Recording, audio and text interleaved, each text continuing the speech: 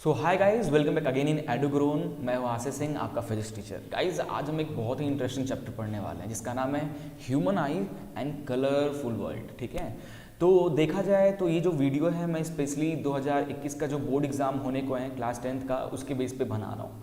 तो due to कोविड-19 और lockdown की वजह से पढ़ाई आपकी नहीं हो पाई, क्लासेस नहीं लग पाए, तो इसकी वजह से काफ़ी सारी चीज़ें गवर्नमेंट ने कट कर दिया है, जैसे कि हम ऑलरेडी जानते हैं। इस चैप्टर से भी बहुत ज़्यादा ही चीज़ें कट हो गई हैं, बट कुछ चीज़ें इसमें पढ़ने हैं। सो मैं सोचा कि यार पढ़ना तो है, मेरा काम है सिलेबस को कंप्लीट करना, है ना, तो मैं क्यों इस चैप्टर को छोड़ूं। पहले तो प्लान था कि छोड़ देते हैं, बट नहीं, इसमें कुछ टॉपिक्स हैं जो आ रहा है एग्जाम में और अपन उसको डिस्कस करेंगे। कोई भी टॉपिक को नहीं छोड़ना है, क्लियर है। सो लेट नहीं करते हैं, जल्दी से चलते अपने कंप्यूटर स्क्रीन पे और आज का जो हमारा चैप्टर है human I and colourful world, इसको डिस्कस करते हैं कि इस चैप्टर में हमें क्या क्या पढ़ना है और उनके कॉन्सेप्ट्स क्या हैं, ये हर चीज़। गाइज मैं हर वीडियो हर टॉपिक पे मोस्ट इंपॉर्टेंट क्वेश्चंस और उसके MCQs लेकर जल्दी आने वाला हूँ, तब तक आप हमें जरूर फॉलो करते रहें। चलिए स्टार्ट करते हैं। बट उससे पहले बच्चों, अगर आप हमारे चैनल को अभी तक सब्सक्राइब नहीं किया है तो जल्दी से चैनल को सब्सक्राइब कर लें, बेल आइकन को क्लिक कर लें ऐसे ही मज़ेदार और इंटरेस्टिंग वीडियोस के लिए। सो गाइज आज का जैसे कि मैंने वन शॉट वीडियो सीरीज़ बना रहा हूँ, एक ही शॉट में पूरा वीडियो को हम कंप्लीट कर देंगे। ठीक है, फुल कोर्स जो हमारा ये हम कोर्स आपके लिए बताए थे, ये पूरा का पूरा हमारा कोर्स फ्री ऑफ कॉस्ट रहने को है, कोई भी चीज़ पेडेबल नहीं है, तो और कहीं जाने की जरूरत नहीं है, हर चीज़ यहाँ पे फ्री ऑफ कॉस्ट में आपको मिल रहा है। क्लियर है।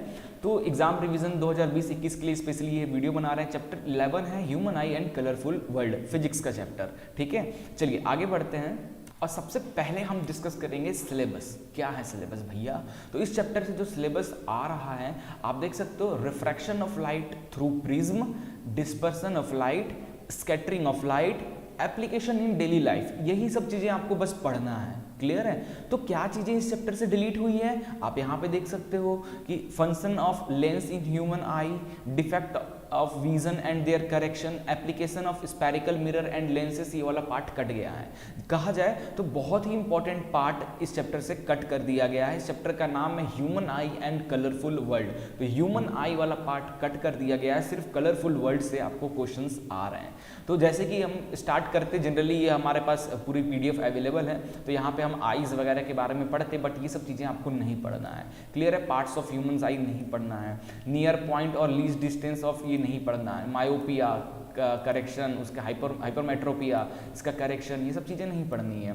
प्रेस बायोपिया नहीं पढ़नी है, एडवांटेजेस ऑफ आई इज नहीं पढ़ना है, रिफ्रैक्शन थ्रू ग्लास प्रिज्म, यहाँ से बच्चे इंपॉर्टेंट स्टार्ट हो रहा है और हम यहीं से इस चैप्टर को स्टार्ट करेंगे। ठीक है, ज़्यादा टाइम वेस्ट नहीं करते हुए अपन स्टार्ट करते हैं। Refraction through a glass prism, glass prism से कैसे रिफ्रैक्शन होता है। जैसे कि आपको पता है इस तरीके का पिरामिडिकल ट्रायंगुलर शेप का हमारा प्रिज्म होता है, वाइट कलर का, वाइट नहीं ट्रांसपेरेंट कलर का, है ना।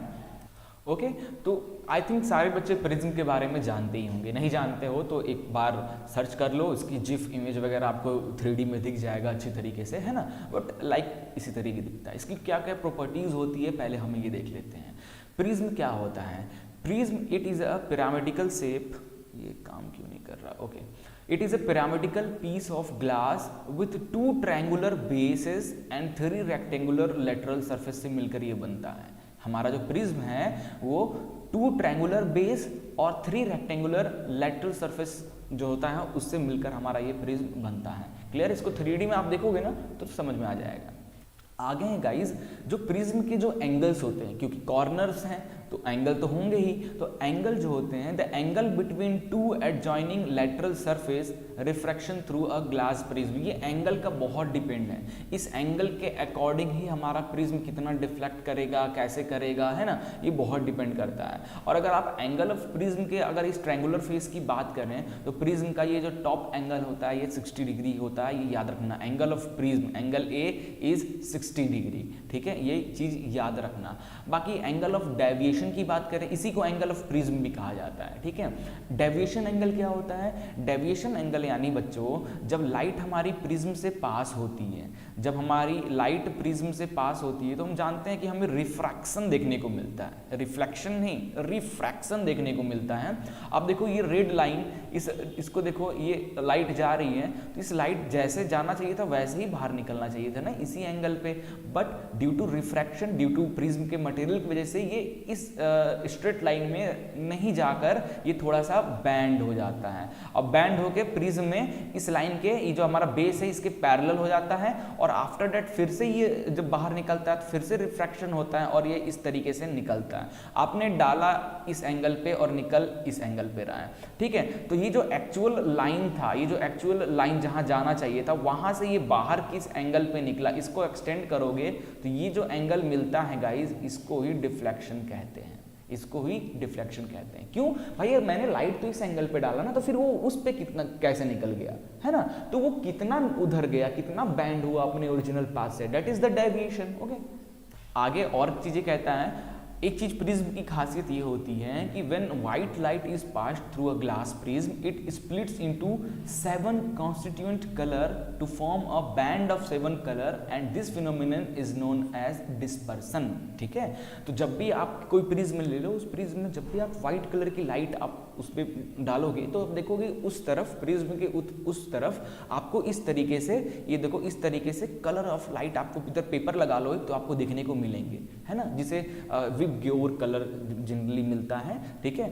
तो इस तरीके से ये ऐसा क्यों होता है भाई? व्हाइट लाइट को डाला और इस तरीके से कलर, इससे एक चीज समझ में आया था साइंटिस्ट लोग को कि भैया व्हाइट कलर जो होता है वो लगभग सारे कलर से मिलकर बनता है। जी हाँ, व्हाइट कलर सारे कलर से मिलकर बनता है, क्लियर है। सारे कलर के अंदर व्हाइट कलर होना ही होना है। तो जब भी आप व्हाइट लाइट को प्रिज्म में डालोगे तो आपको इधर डिस्पर्सन इफेक्ट फिनोमिनन दिखेगा, जिसकी वजह से आपको उस व्हाइट लाइट में कितने कलर्स है सब इस तरीके से पेपर में सेपरेट हो जाएंगे, है ना, क्लियर है। तो यहाँ पे एक चीज ध्यान रखना, देखते जाओ। यहाँ पे अभी आपको दिख रहा होगा ये, यहाँ पे देखो red colour, orange colour, yellow colour, green colour, blue colour, indigo, violet. तो इसको अगर आप नीचे से पढ़ोगे तो ये विबग्योर लिखा हुआ है। देखो इसको, V for violet, I for indigo, B for blue, G for green, Y for yellow, O for orange, R for red, VIBGYOR, ठीक है। अब यहाँ पे बहुत बच्चे को क्वेश्चन हमसे कह सकते हैं कि सर ये रेड कलर ऊपर हमेशा ऊपर ही रहता है क्या, नीचे नहीं आ सकता है, और ये वॉयलेट ऊपर नहीं जा सकता है? तो नहीं बच्चे, ऐसा नहीं हो सकता है। क्यों नहीं हो सकता? क्योंकि हम जानते हैं जो रेड कलर होता है, रेड कलर की जो वेवलेंथ होती है, वेवलेंथ होती है वो बहुत ज़्यादा होता है, बहुत ज़्यादा होता है ना। तो इतनी तेजी से वो निकलता है कि उसको ज़्यादा डेविएट करने का मौका ही नहीं मिलता है ना। तो जिसकी वेवलेंथ ज़्यादा होती है वो कम डेविएशन होगा। इसका मतलब क्या है? आप एक रिलेशन बना सकते हो, wavelength is inversely proportional to deviation, ठीक है। तो जितना ज़्यादा वेवलेंथ होगा उतना कम डेविएशन होगा। अब वॉयलेट कलर की बात करें तो बच्चों वॉयलेट कलर की वेवलेंथ कम होती है, जिसकी वजह से वो ज़्यादा डेविएट करता है। इसलिए अगर आप इसका ब्लू कलर का डेविएशन देखोगे तो ये डेल ज़्यादा है, रेड कलर का डेल कम है, क्योंकि वेवलेंथ ज़्यादा है, ठीक है। चलिए, ये सब चीज़ें आपको क्लियर हो गई होंगी। आगे हम डिस्कस करने वाले हैं ये जो स्पेक्ट्रम देखने को मिल रहा है, the band of 7 colour form due to dispersion of white light is called spectrum, ठीक है। ये जो बैंड्स आपको दिख रहे हैं 7 कलर का, due to dispersion through prism, white light disperse through this film, और actually this phenomenon is known as dispersion. तो इस बैंड ऑफ कलर्स को ही हम स्पेक्ट्रम कहते हैं, ठीक है।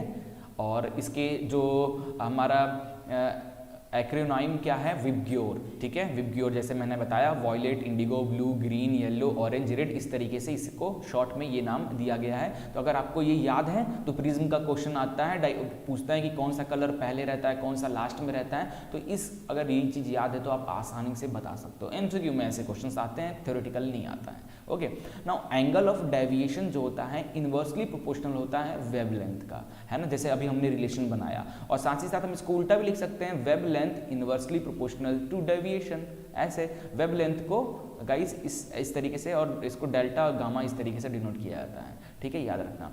Now red is least deviate colour as its largest and longest wavelength, इसकी वजह से जो रेड कलर होता है वो कम डेविएट करता है। Violet is most deviated colour because इसका वेवलेंथ कम होता है, इनवर्सली है ना, ये ज्यादा होगा तो ये कम हो जाएगा, ये ज्यादा होगा तो ये कम हो जाएगा, है ना, opposite. Now Isaac Newton was the first person who proved that sunlight is made up of 7 colour. Isaac Newton ऐसे पहले साइंटिस्ट थे जिन्होंने ये एक्सपेरिमेंट कर बताया कि भैया सनलाइट जो व्हाइट लाइट आ रही है दे हैव 7 कलर्स, ठीक है।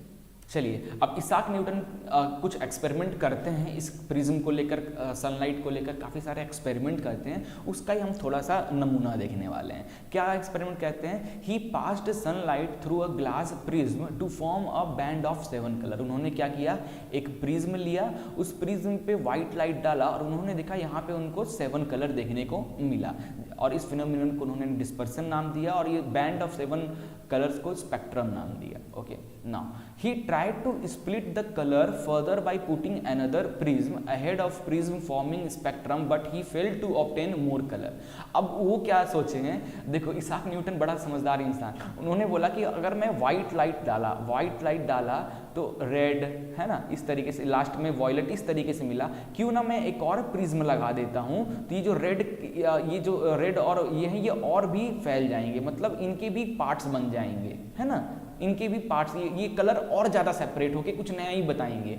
बट वो फेल हो गए। क्यों फेल हो गए? रीज़न क्या था कि गाइज व्हाइट कलर से, व्हाइट लाइट के अंदर ही सारा कलर रहता है, और सारे कलर में को जब आप किसी प्रिज्म में डालोगे तो रिजल्ट में व्हाइट लाइट ही देगा। तो देखो he form a spectrum from sunlight and placed an identical but inverted prism उन्होंने लगाया in front of prism forming the spectrum and all the 7 colour combined to inverted prism and emerged as a white light. देखो ये figure को देखो ध्यान से, white light डाला तो व्हाइट लाइट इस तरीके से 7 कलर यहाँ पे दिया, और फिर उसी 7 कलर को उन्होंने एक इन्वर्टेड प्रिज्म लगाकर उस प्रिज्म में डाला, तो फिर आपको व्हाइट लाइट ही लास्ट में दिखा, है ना। तो ये कंक्लूजन इसाक न्यूटन के द्वारा निकल के आया था। क्लियर है बच्चों? तो प्रिज्म का हमारा काम यहाँ पे निपटता है। प्रिज्म हमारा टॉपिक खत्म हो चुका है। अब हम स्टार्ट करने वाले हैं total internal reflection. Generally prism के अंदर भी टोटल इंटरनल रिफ्लेक्शन होता है, ठीक है। फिर अगर 7 स्पेक्ट्रम बन रहा है तो इस टॉपिक से रिलेटेड फिर साइंटिस्ट लोग जब प्रिज्म के साथ ये सब चीज़ें देखें तो उन्होंने बोला फिर यार ये रेनबो क्यों दिखता है, वहाँ तो सनलाइट आ रही है, वहाँ आसमान में तो प्रिज्म लगा नहीं है, फिर ये रेनबो कैसे दिखता है। तो फिर काफ़ी रिसर्च करने के बाद उन्होंने समझा कि भैया जो पानी के बबल्स हैं, है ना, वाटर कितनी ज़मीन से कितना वेपर निकलता है, तो वाटर वेपर जो है, मॉलिक्यूल्स जो हैं, वो भी तो ऐसे प्रिज्म की तरह ही काम करता है, उसमें भी सनलाइट आती होंगी तो वो भी कलर देता होगा, जिसकी वजह से कभी हम रेनबो दिखता है। ऐसे कभी भी आपके सामने से कुछ डार्क लाइट आ रहा है ना, उस पर पानी लाइक दिस, ये मैंने वाटर लिया, इसको इस तरीके से स्प्रे करो, है ना, स्प्रे करो, तो आपको स्प्रे करके देखोगे तो इसमें आपको रेनबो दिखेगा, है ना, लाइक दैट। तो उन्होंने इस एक्सपेरिमेंट को नाम दिया total internal reflection. Water bubbles particles के अंदर होता है। कैसे? आप ये फिगर देखकर बहुत अच्छी तरीके से समझ सकते हैं। ओके, तो टोटल इंटरनल रिफ्लेक्शन होता कैसे है ना, इसको समझने के लिए अभी मैं आपको एक छोटा सा कुछ और चीज़ें समझाने वाला हूँ, ठीक है। इसमें क्योंकि आपको कुछ टर्म आपको पता होना चाहिए, like denser, rare, critical angle, है ना। इसको समझाने के लिए मैं आपको कुछ चीज़ें बताने वाला हूँ एक्स्ट्रा, तभी जाकर आपको ये टॉपिक बहुत अच्छे से क्लियर हो जाएगा और आप भी किसी को बहुत अच्छी तरीके से समझा सकते हो। देखो टोटल इंटरनल, अभी टोटल इंटरनल रिफ्लेक्शन को भूल जाते हैं। मैं एक लाइन बना रहा हूँ, ये मैंने एक लाइन बनाया लाइक दिस, बड़ा सा लाइन बनाता हूँ, ठीक है, बड़ा सा लाइन बनाता हूँ, ओके। और मैं ये जो है हमारा, ये है हमारा डेंसर मीडियम, और इसको मैंने ले लिया रेयर मीडियम, ठीक है। अब मैं क्या किया, मैंने एक लाइट डाली इस पे, इस एंगल से मैंने एक लाइट डाला, है ना, तो ये लाइट गया।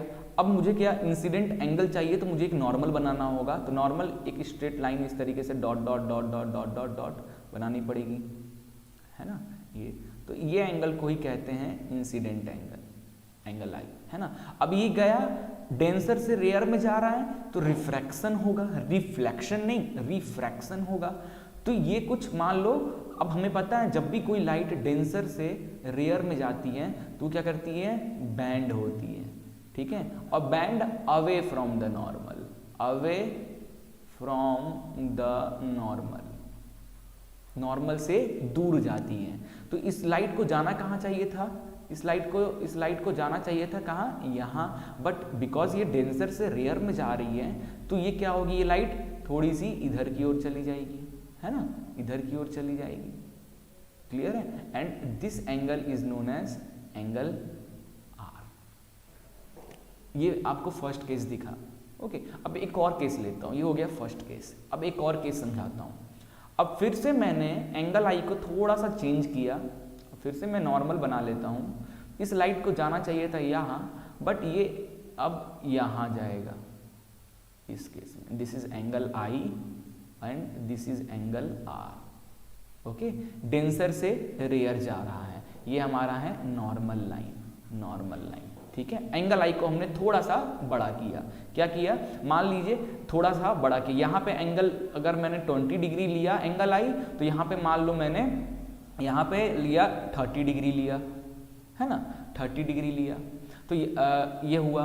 अब एक और केस लेता हूँ, ये हो गया हमारा सेकंड केस। एक और केस लेता हूँ, मैंने आई को थोड़ा सा और बढ़ाया, आई को मैंने थोड़ा सा और बढ़ाया, एंगल आई को मैंने थोड़ा सा और बढ़ाया। तो इस बार मैंने एंगल आई को मान लो 50 डिग्री कर दिया, एंगल आई को 50 डिग्री कर दिया। तो इस टाइम पे जो इसको जाना चाहिए था इस तरफ, बट बिकॉज डेंसर से रेयर में जा रहा है तो ये नॉर्मल से दूर भागेगा। तो इस बार ये रिफ्रैक्शन जो इसका सरफेस है इसी पे हो गया, लाइक दिस। और इस बार एंगल आर जो है गाइज 90 डिग्री आ गया, एंगल आर 90 डिग्री आ गया।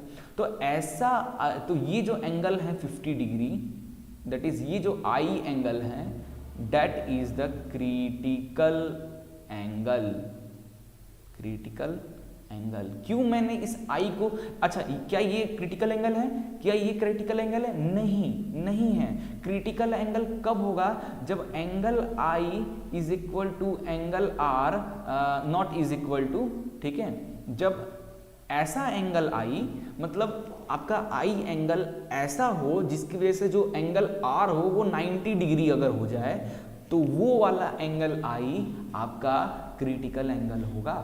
देखो यहाँ पे एंगल आई हमारा 30 डिग्री था, सॉरी यहाँ पे एंगल आई हमारा 20 डिग्री था, बट यहाँ पे रिफ्लेक्शन हमें 19 ही मिल रहा था, तो ये हमारा क्रिटिकल एंगल नहीं है। यहाँ पे हमने थोड़ा आई को और बढ़ाया, 30 डिग्री कर दिया, फिर भी रिफ्लेक्शन हमारा 19 ही मिला, तो ये भी क्रिटिकल एंगल नहीं है। फिर मैंने थोड़ा आई को और बढ़ाया, इस बार 50 डिग्री कर दिया, और इस बार देखा कि एंगल आर 90 डिग्री हो गया, ठीक है। That is known as the critical point और क्रिटिकल एंगल। क्लियर है? अब एक ये हो गया थर्ड केस। अब एक और केस लेता हूं मैं।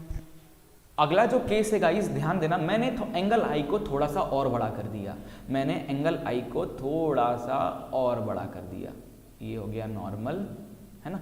इस बार इस आई को जाना चाहिए था कहाँ, यहाँ जाना चाहिए था, है ना, ये हमारा नॉर्मल यहाँ जाना चाहिए था, बट लाइट यहाँ ना जाकर वो कहाँ चला, रिफ्रैक्शन जो हुआ दिस, तो angle R, this is angle R and which is greater than 90 degree, और ये है हमारा एंगल आई, ठीक है।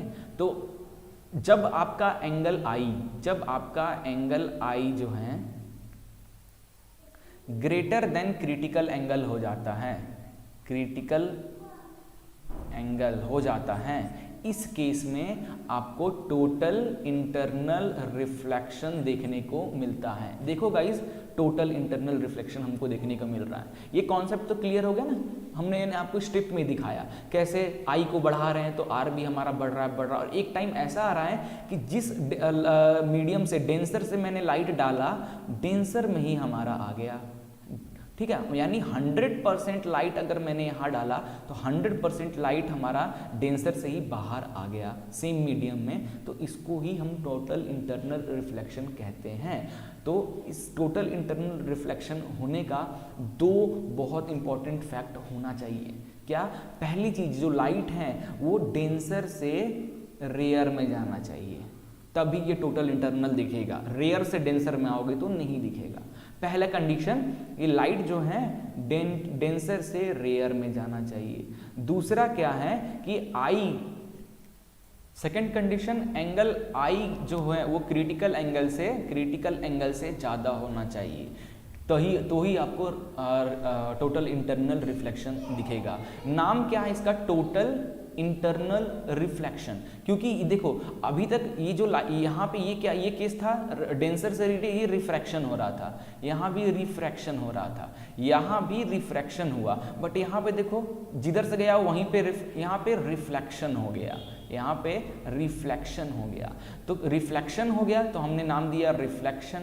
और आई क्या है? क्योंकि इंटरनल, ये जो जिधर से जा रहा है उधर ही आ जा रहा है, तो इंटरनल, ठीक है। और 100% लाइट जा रही है और 100% लाइट आ जा रही है, इसलिए टोटल, इसलिए इसका नाम बोलते हैं टोटल इंटरनल रिफ्लेक्शन, इस फिनोमेनन को बोलते हैं। क्लियर है? बाकी सब मिरर में क्या होता है गाइस, आप लाइट डालते हो तो कुछ लाइट को वो अब्जॉर्ब कर लेता है ना, तो 100% डाल रहे हो 100% नहीं निकलता। अगर ऐसा नहीं हो रहा है तो भी ये भी एक केस है कि वो टोटल इंटरनल रिफ्लेक्शन नहीं है। हम अगर टोटल वर्ड यूज कर रहे हैं, ठीक है, एक इंटरनल रिफ्लेक्शन भी होता है, एक टोटल इंटरनल रिफ्लेक्शन होता है। टोटल में जितना 100% लाइट डाला तो 100 निकलना चाहिए, ठीक है। और सिर्फ इंटरनल रिफ्लेक्शन में 100% डाला तो कुछ एब्जॉर्ब हो गया, 80% लेकिन बाहर आया, because angle I is greater than critical angle, ठीक है। तो आई थिंक बच्चे पार्टी लोग आपको टोटल इंटरनल रिफ्लेक्शन अब तो एकदम अच्छे से क्लियर हो गया होगा। तो जो हमारे पार्टिकल्स हैं, जो हमारे वाटर के मॉलिक्यूल्स हैं, उस मॉलिक्यूल्स में टोटल इंटरनल रिफ्लेक्शन ही होता है। कैसे? देखो ये क्या है, ये देखो ये हमारा रेयर मीडियम है, बबल्स के अंदर हमारा डेंसर है और फिर बाहर रेयर है। तो देखो जब लाइट रेयर से डेंसर में गई तो नॉर्मल रिफ्रैक्शन कुछ नहीं हो सकता, क्योंकि टोटल इंटरनल रिफ्लेक्शन का क्या कंडीशन है? डेंसर से रेयर में जाना चाहिए। अब देखो जब ये जो लाइट आई, आने के बाद ये लाइट को जाना चाहिए, कहाँ चाहिए था? यहाँ पे, बट ये नहीं गई, यहाँ पे चली गई, यहाँ गई। अब ये डेंसर से रेयर बाहर निकल जाना चाहिए था, बट ये नहीं निकल पाई, बिकॉज इसकी जो एंगल आई है वो क्रिटिकल एंगल से ज़्यादा है, जिसकी वजह से लाइट वापस से इंटरनल ही आ गई। तो टोटल हो गया, टोटल इंटरनल रिफ्लेक्शन हो गया, बाहर ना निकल के, जैसे मैंने अभी ये केस बताया कि ये बाहर उधर उस तरफ ना जाके इसी तरफ वापस आ गया, है ना।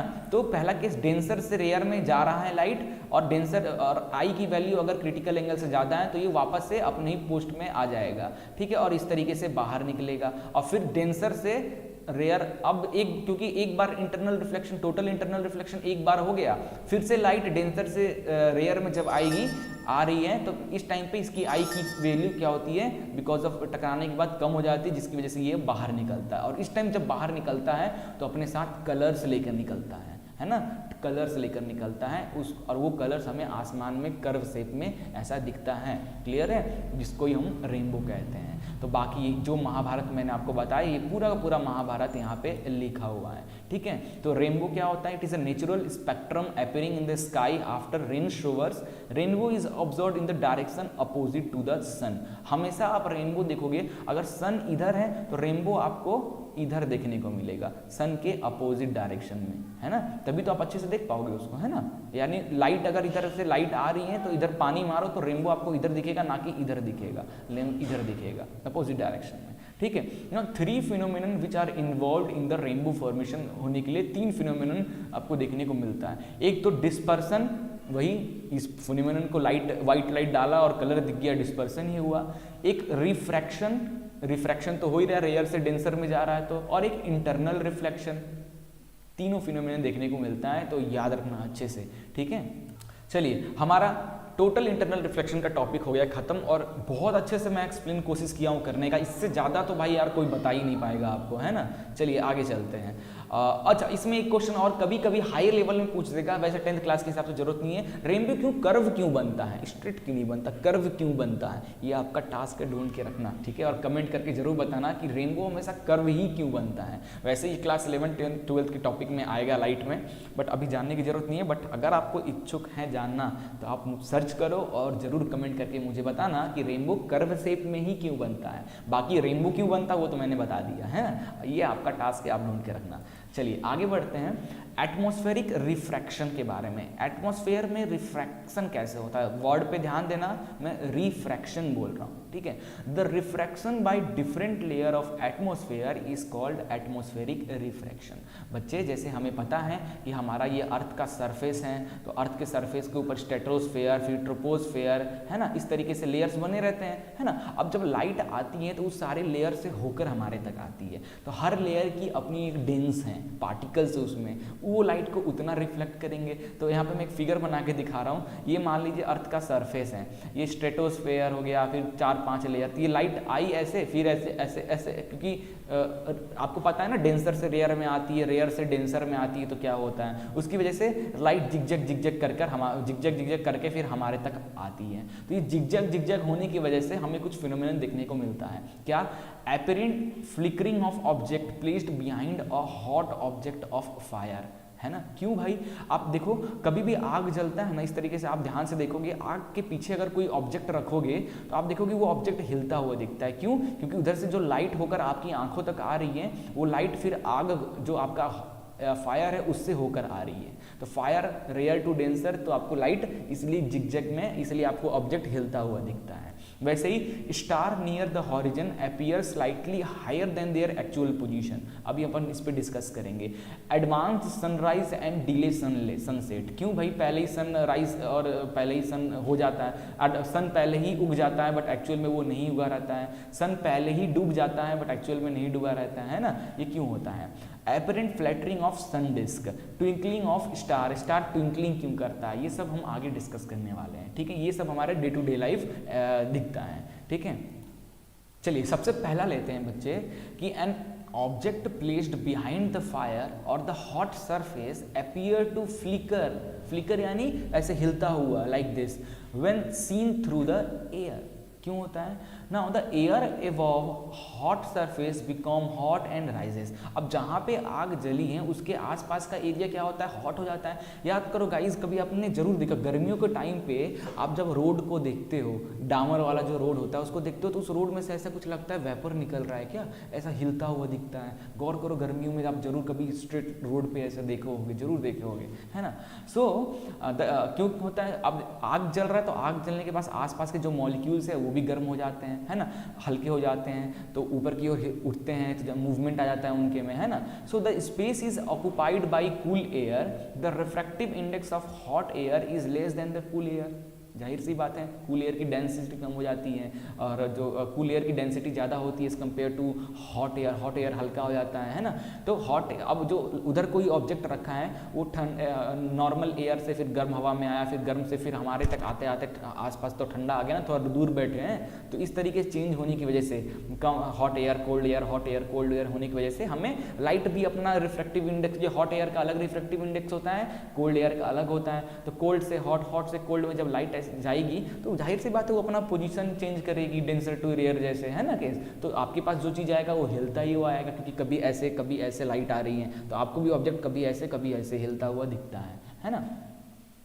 So physical condition of the medium are not constant. Due to changing refractive index of medium, the light appears to come from the different direction. It result in fluctuation in apparent position of object. Okay चलिए अगला topic है कि star when seen near the horizon appear slightly higher than their actual position. ऐसा क्यों होता है, actual जो position होता है उससे थोड़ा सा ऊपर दिखता है, क्यों भाई ऐसा क्यों।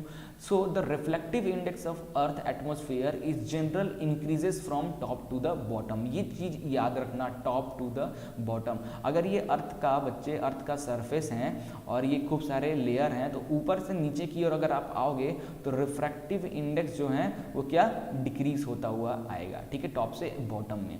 So the light coming from the star near the horizon, ये star near the horizon has to travel from rare to denser medium and it's bend towards the normal, ठीक है। अभी देखो ये रेयर है, फिर इसमें आ गया डेंसर, रेयर, डेंसर, इस तरीके से लाइट। तो ये लाइट बार बार क्या होती है, अपनी पोजीशन चेंज करती रहती है, और आपके पास जो पोजीशन आता है और उसको अगर आप एक्सटेंड करोगे तो ये पोजीशन कुछ यहाँ पे, इसकी वजह से आपको ये चीज़ एक्चुअल में यहाँ होती है और दिखता है यहाँ पे। तो देखो एक्चुअल स्टार पोजीशन यहाँ होता है और यहाँ पे खूब सारे लेयर हैं, लेयर होने की वजह से जो लाइट आ आती है वो धीरे धीरे बैंड होते होते होते होते आपके पास आती है, जिसकी वजह से और फिर आपको जिस एंगल पे आखिरी बार बैंड हुई थी उसी एंगल को अगर आप एक्सटेंड करोगे तो वो भाई आपको यहाँ दिखेगा स्टार। तो देखो कितना ज़्यादा डिफरेंस है, डिफ्लेक्शन कितना ज़्यादा है। ये होता है because of change in refractive index of earth from top to bottom because of their atmosphere. Clear है?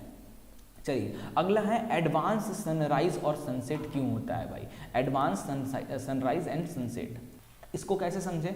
देखो, the sun appears about 2 minutes earlier than the actual sunrise and the sun remain visible from about 2 minutes after actual sunset, है ना?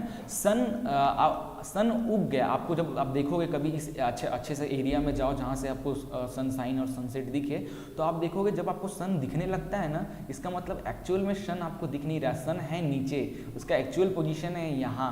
Due to reflection because of atmosphere, due to reflection होने की वजह से आपको ये सन की ये जो पोजीशन दिखती है वो फेक पोजीशन होती है। ये आपकी एक्चुअल पोजीशन, ये आपकी फेक पोजीशन। तो ये 2 मिनट का इनके बीच में 2 मिनट का कैलकुलेशन पे 2 मिनट का आपको डिफरेंस देखने को मिलता है ना? तो ये चीज़ याद रखना। वैसे ही जब सनसेट होता है तो एक्चुअल में सनसेट हो जाता है बट फिर भी आपको सन दिखता है ना? तो ये because of when the sun is below horizon, the ray have to pass from rare to denser medium, so rays bend towards the normal, as a result the sun appear higher than its actual position, और इसी का उल्टा जब वो sunset होता है।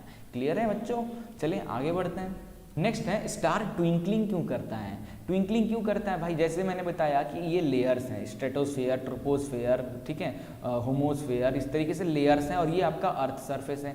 आप भैया यहाँ पे खड़े हो, अभी जो स्टार ब्लिंक नहीं करता भाई, वो तो नॉर्मल जलता रहता है जो उसकी लाइट है। अब वो जो लाइट आती है जब, तो हमारे रेयर से डेंसर, फिर ऐसे, फिर इस दोनों केस में ये रेयर हो गया, ये डेंसर हो गया तो लाइक दिस, फिर ये डेंसर, ये रेयर हो गया लाइक दिस। तो इस तरीके से होते हुए लाइट आपके तक आती है। तो आपको जो ये स्टार है कभी इधर, कभी इधर, कभी इधर, कभी इधर, कभी इधर, कभी इधर, कभी इधर, कभी इधर, कभी इधर, इस तरीके से जिगजग वाली, क्योंकि जिगजग होकर आ रही है ना, तो दिखता है, जिसकी वजह से, और ये इतनी तेजी से होता है गाइस, तो इतना मिनिमम एंगल पे होता है कि आपको स्टार तो वहीं दिखता है बट वो ट्विंकलिंग करता हुआ दिखता है बस, है ना? तो ये कुछ यहाँ महाभारत मैंने लिखा है, इसको आप स्नैप लेकर पढ़ सकते हो। क्लियर है?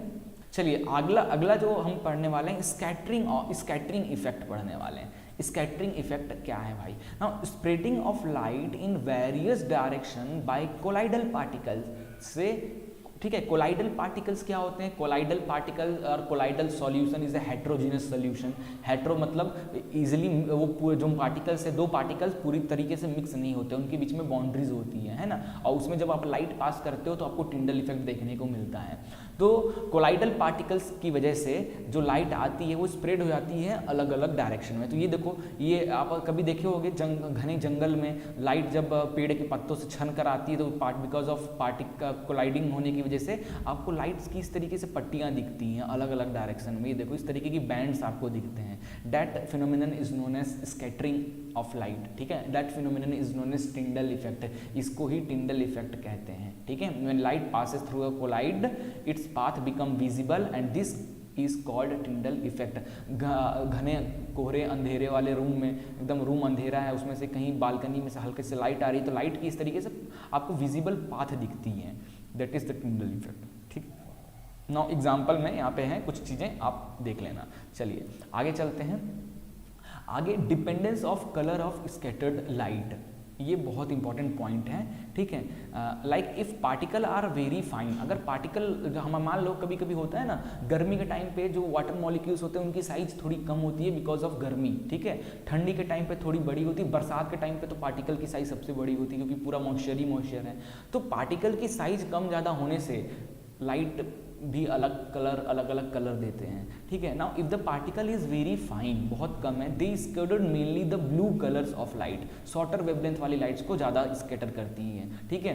तो आप इसीलिए गौर करो, गर्मी के टाइम पे आपको पूरी की पूरी स्काई, ये स्काई जो है आपको दिखती है किस कलर की? ब्लू कलर की, गर्मी के टाइम पे। अब बरसात के टाइम पे तो ब्लैक हो जाता है ना, समझ सकते हो। ठंड के टाइम पे भी गर्म धूप होती है तो उसकी वजह से भी आपको ब्लू ब्लू स्काई दिखती है, नो इशू, ठीक है। Now medium size particle scattered mainly the red colour, clear है, लॉन्ग वेवलेंथ वाले कलर को, ये चीज़ ध्यान रखना।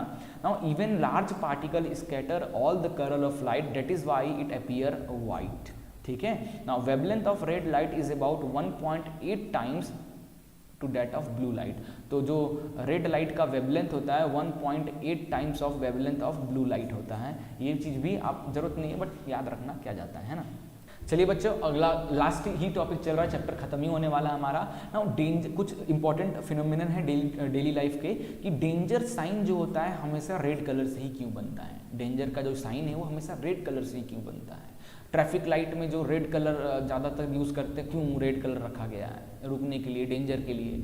तो red is least scattered colour, red colour जो होता है वो कम स्कैटर होता है, हमने प्रिज्म में देखा, बिकॉज उसकी वेवलेंथ ज़्यादा होती है तो डिफ्लेक्शन कम होगा, है ना, तो स्कैटरिंग कम होगा, ठीक है। तो रेड कलर इजीली, इसीलिए दूर तक कितना भी फॉग वगैरह आ जाए ठंड के टाइम पे, फिर भी रेड कलर हमको दूर तक दिख जाता है, क्यों, उसकी वेवलेंथ बहुत ज़्यादा होती है, इसकी वजह से वो ज़्यादा स्कैटर डिफ्लेक्शन नहीं होता है, ठीक है। तो ये रीज़न होगा, बाकी आप महाभारत यहाँ पे इंग्लिश में लिखा है पढ़ सकते हो। अगला, colour of sky appear blue on a clear day, generally जब बादल खुले रहते हैं, क्लियर डे बोलते हैं, उस टाइम पे कलर ऑफ स्काई ब्लू क्यों दिखता है, लाइक दिस मस्त blue.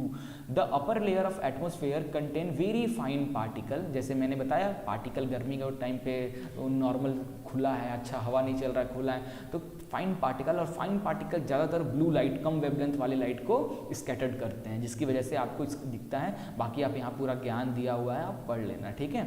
Now appearance of sky to an astronaut in the space, space से स्काई जो है वो पूरा स्पेस, स्काई ब्लैक क्यों दिखता है। So the sky would appear dark to astronauts in the space as scattering is not very prominent at such high altitude due to absence of particle, क्योंकि आप वैक्यूम में चले गए हो, वैक्यूम में जब जाते हो, वैक्यूम में जाने के बाद वहाँ तो पार्टिकल्स, मतलब वेब एक तरीके से क्वांटम फिजिक्स में जाओ तो हाँ पार्टिकल्स हैं, बट नॉर्मल फिजिक्स में जनरली अपन वैक्यूम बोलते हैं तो कोई पार्टिकल्स नहीं है, पार्टिकल्स बहुत कम या फिर नेग्लिजिबल होने की वजह से लाइट स्कैटरिंग फिनोमिनन हमको वहाँ पे बहुत ही नेग्लिजिबल के बराबर देखने को मिलता है। तो लाइट स्कैटरिंग प्रोमिनेंट है ही नहीं, है ना, इसलिए ज़्यादातर हमें चीज़ें डार्क डार्क दिखती हैं, ठीक है।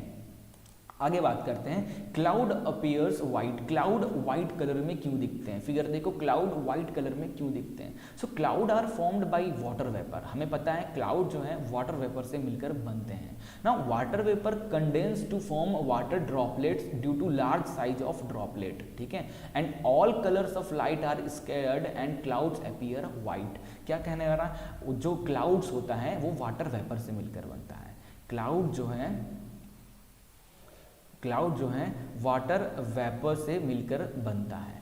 अब वाटर वेपर जब कंडेंस होता है, कंडेंस होना मतलब गैस कन्वर्ट इनटू लिक्विड, है ना, कंडेंसेशन। तो जब ये कंडेंस होता है वाटर वेपर, तब ये क्या बन जाता है, ये वाटर वेपर कंडेंस होने के बाद ये वाटर ड्रॉपलेट्स बन जाते हैं, वाटर के ड्रॉप्स बन जाते हैं। और हमें पता है गैस के पार्टिकल और एक ड्रॉप वाटर लिक्विड का पार्टिकल में बहुत ज़्यादा डिफरेंस होता है। गैस के पार्टिकल छोटे होते हैं और वाटर ड्रॉपलेट लिक्विड फॉर्म में आ गए इसके पार्टिकल बड़े होते हैं। और अभी हमने एक फिनोमेनन पढ़ा, अगर पार्टिकल बहुत ज़्यादा बड़ा है तो वो वाइट लाइट को स्कैटर्ड करता है, ठीक है। तो वाइट लाइट को इसकी वजह से ही हमें क्लाउड जो है वाइट कलर का दिखता है, ओके, समझ में आ गया। अगला है, colour of sun appear red during sunrise and sunset, ठीक है। सनराइज और सनसेट के टाइम पे, उस टाइम पे उसके आसपास का जो स्काई है वो रेड कलर का क्यों दिखने लगता है। आप ये फिगर देख सकते हो सनसेट और सनसाइन टाइम का।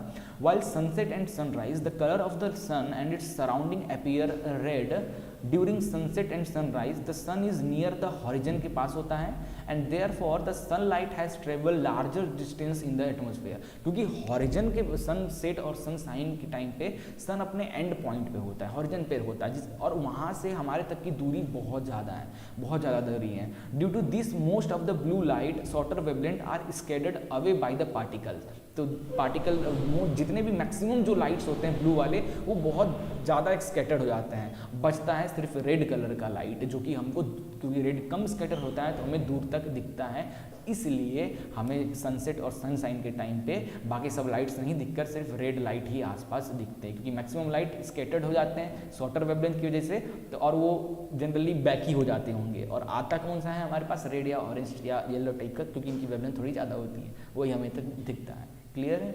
सो गाइस, ये चैप्टर होता है यहाँ पे ख़त्म और पैसा हुआ हजम। ठीक है यार, बट मैं तो फ्री में पढ़ा रहा हूँ, कैसे पैसा हजम हुआ, है ना? ऐसा कुछ नहीं है, मजाक कर रहा था। सो गाइज, आई थिंक आपको ये वीडियो बहुत पसंद आया होगा। मैंने बहुत डिटेल में जितना हो सकता है मेरे से मैंने अच्छे से एक्सप्लेन किया है, अपने अकॉर्डिंग मैंने फुल लगाया है। बस आप भी एक मेहनत कर देना अपनी तरफ से, एक छोटा सा हाथ को थोड़ा सा तकलीफ देकर लाइक और सब्सक्राइब पे जरूर क्लिक कर देना। ठीक है, चलिए मिलते हैं नेक्स्ट वीडियो में। चैनल को सब्सक्राइब नहीं किए हो तो जल्दी से चैनल को सब्सक्राइब कर लो और वीडियो को शेयर करो अपने फ्रेंड्स के साथ भी, या शेयर करो। मिलते हैं नेक्स्ट वीडियो में। जय हिंद।